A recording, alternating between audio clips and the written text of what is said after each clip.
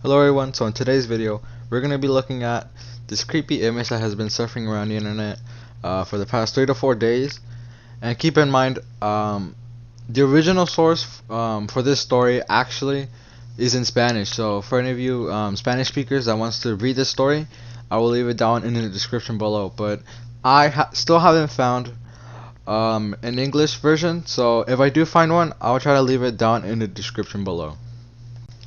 Now, when you first take a look at this photo, do you think of maybe something sinister going on in the background? Or do you think it might just be an ordinary picture? Well, for those of you who think that this is just a normal picture, well, I'm sorry, and there's something much more darker behind this picture. Now, keep in mind that the mother did take the picture, but what she didn't notice is who is that person beside her daughter.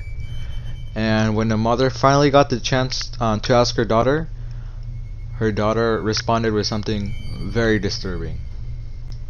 When the daughter responded, her mother was in shock and she was completely terrified because her daughter said, "That's not just any person, that's my imaginary friend."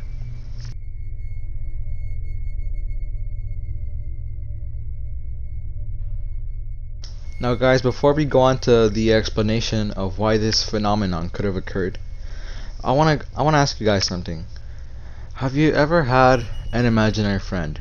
Because personally, I never had any imaginary friend because I've always found them to be very creepy. And I really doubt that there's any parents watching, but if you are a parent, and if you know that your child has an imaginary friend, have you ever stopped to think why your child has an imaginary friend? Now, this is going to be my second question. And what do you think imaginary friends could be? Do you think maybe they could be maybe ghosts or demons, or it could even be interdimensional beings?